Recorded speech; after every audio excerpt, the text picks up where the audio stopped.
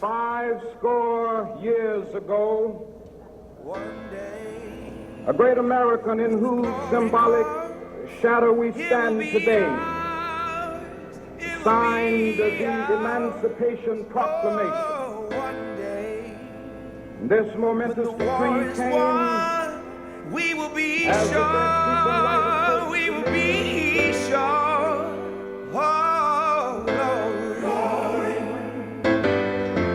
glory, oh, glory. Hands to the heavens, no man, no weapon formed against, yes, glory is destined. Everyday women and men become legends. Sins that go against our skin become blessings. The movement is a rhythm to us. Freedom is like religion to us. Justice is juxtaposition in us. Justice for all just ain't specific enough. One son died, his spirit is revisiting us. True and living in us. Resistance is us. That's why Rosa sat on the bus. That's why we walk through Ferguson with our hands up. When it go down, we woman and man up.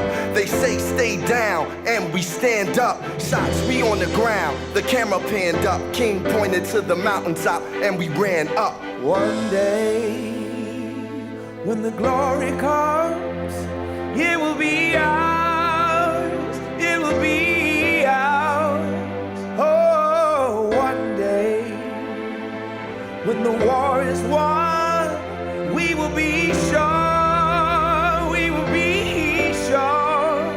Oh, glory, glory, glory. Oh.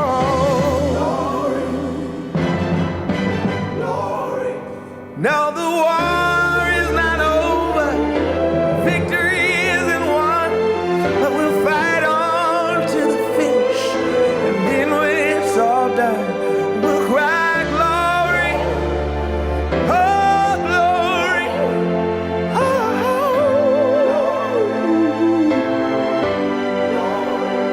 we'll cry glory, oh glory, oh.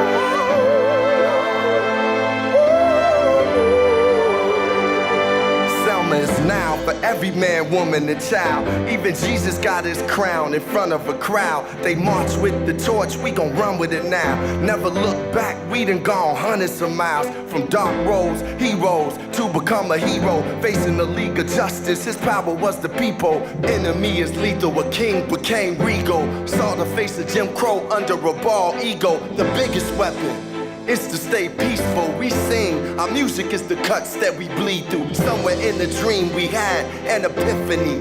Now we right the wrongs in history. No one can win a war individually. It take the wisdom of the elders and young people's energy. Welcome to the story we call victory. The coming of the Lord, my eyes have seen the glory. One day, when the glory comes, it will be ours, it will be ours. Oh, one day, when the war is won, we will be sure, we will be sure. Oh,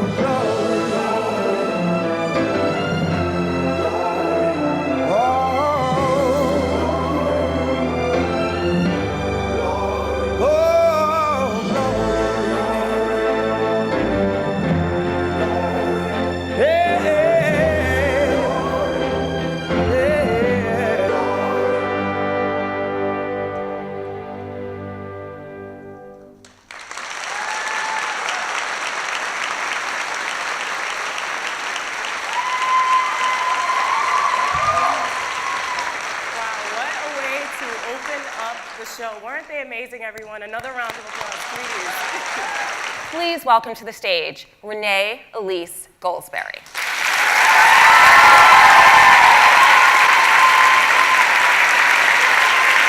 I know that one of the reasons we're so privileged to have you here today is because you care very much about the legacy of Martin Luther King. Mm-hmm. So could you talk a little bit for us about what that means to you, how Martin Luther King Jr. has informed who you are and the work that you do? Well, you know, Martin Luther King talks about this world, I mean, well, I'll quote him actually. He says, faith is taking the first step even when you can't see the whole staircase, something along, that's pretty much right. Yeah, and I believe very strongly that he took the first step with a group of people, and my generation, specifically of artists, but all of us get to play on a staircase. We dance up and down and sing up and down and take for granted a staircase that he didn't necessarily see, but he took that first step and was slain there for us to have the privilege, you know, and clearly we're not at the top of the staircase. But I'm well aware, specifically as an artist, in the way that I've lived my career before anybody really, you know, was bringing me in because I was Renee Lee Goldsberry, and that's not even really happening. But I mean, even before I even had the amount of success I have now, I felt very, I felt the need to be very responsible about what I was doing and the kind of story that I was telling, and I believe the fact that he gave words to that, he gave an image to that, makes it easier for me to do what I'm doing. So I'm just very, very grateful. Written as a response to racial tensions escalating in the United States during the spring of 1968, this song represented a defining moment in history from the most influential band of the era. From the Beatles' masterpiece known as the White Album, and with an encouraging theme of faith and hope, Paul McCartney recorded this song alone with his guitar in Abbey Road Studios. It went on to become one of the top 10 most recorded songs of all time. Here to perform Blackbird and accompanied by student Shai Barzeev, please welcome Corey Moxley.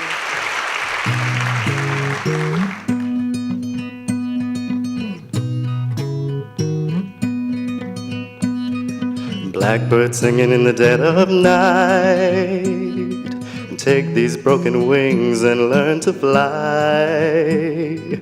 All your life, you were only waiting for this moment to arise. Blackbird singing in the dead of night. Take these sunken eyes and learn to see. All your life, you were only waiting for this moment to be free. Blackbird fly, blackbird fly, into the light of the dark black night.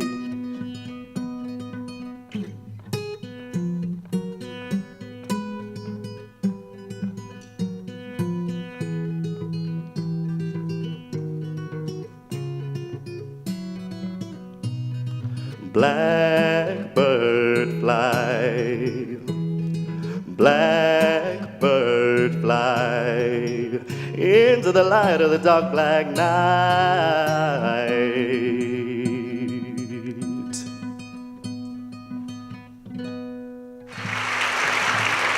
Thank you. Good afternoon, everyone, and a very special thank you to Renee and to all of today's performers and speakers. You are truly inspirational. The video we just saw was very powerful. And we saw how Kenny Francis is contributing to Dr. King's dream. Let us all celebrate that dream. Let us act like Kenny in contributing to its fulfillment. Last year, our community created a new academic plan. Together, we envisioned a revolution in higher education. Our plan is grounded on unshakable principles.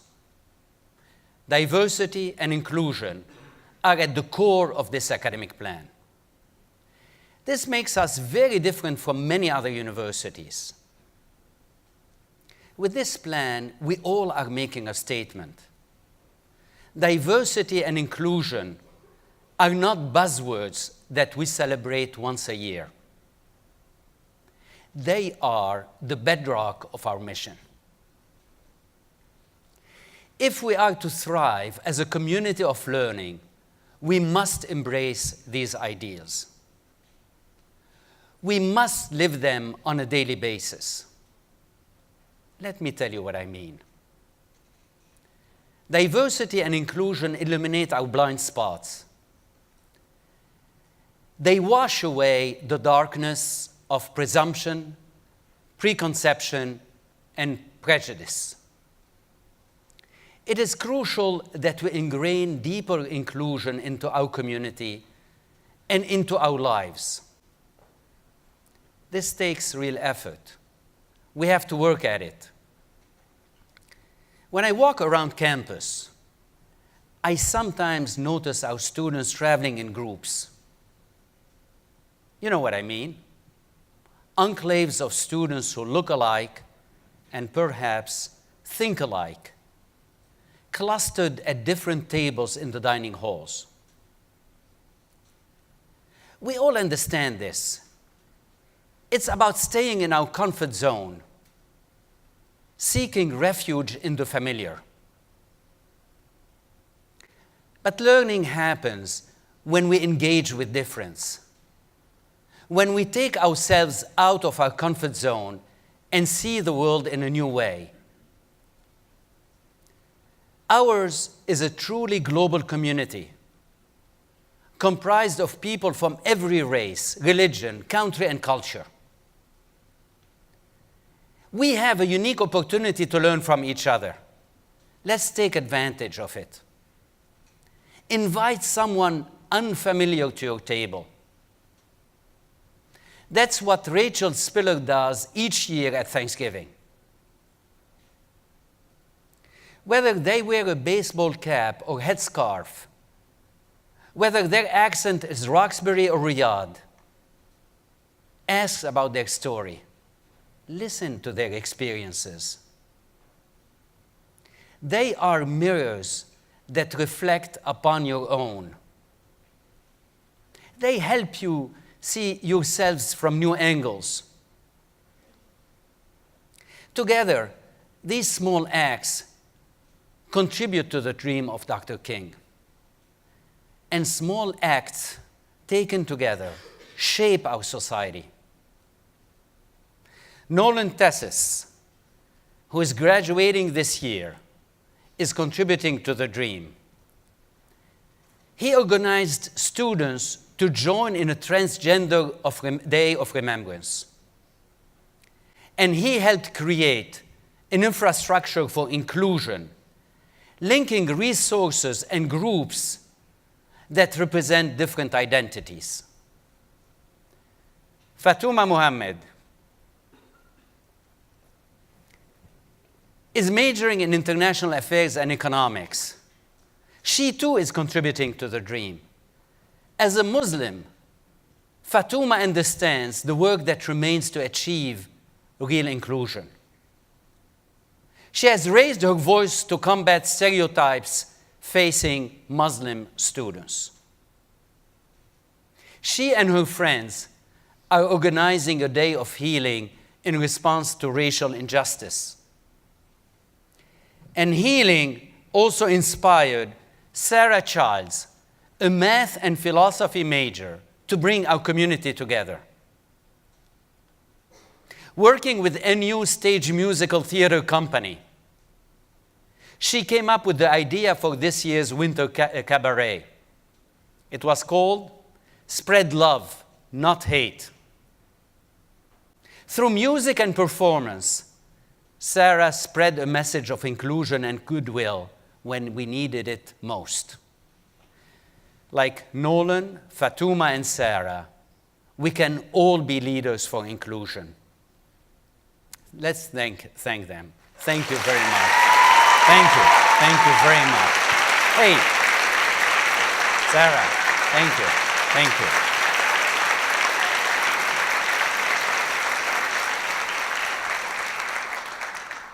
The road ahead will not be easy.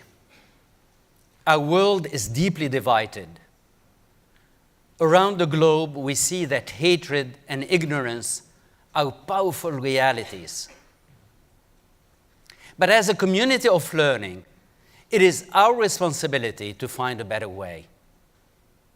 As people of reason, it is our duty to defend the freedom of everyone at Northeastern and society at large. It is our charge to make Dr. King's dream a reality. Dr. King said, "The arc of the universe is long, but it bends toward justice. Yes, justice will prevail, but it will not do so on its own. It will take the efforts of each one of us. It means choosing diversity over discrimination. It means choosing unity over division. It means choosing inclusion over isolation." I ask you to enact that vision and give life to Dr. King's dream. Together, we will make history as a community. And together, we'll make Northeastern a model for society. Thank you very much. Thank you. Thank you. Thank you. Thank you. Thank you, guys.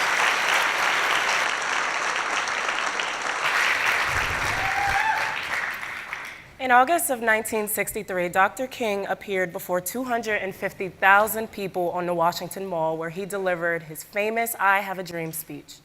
What many people don't realize is that Dr. King almost never uttered those words that day.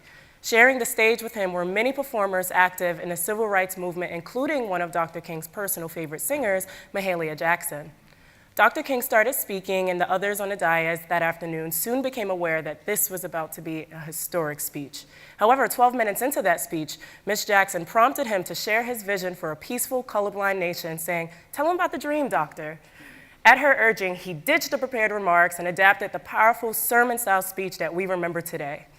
Later that afternoon, Mahalia Jackson electrified the crowd with her rendition of "How I Got Over."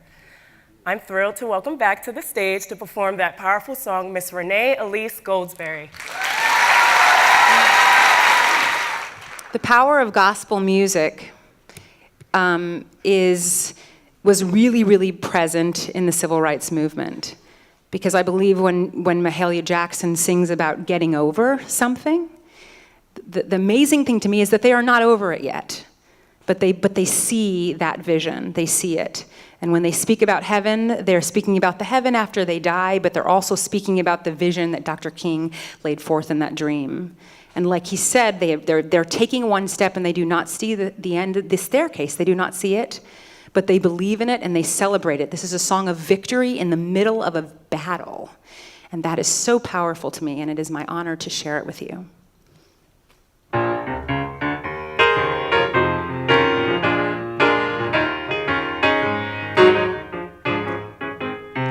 How I got over, how did I make it over? You know my soul, look back and wonder, how did I make it over? How we made it over,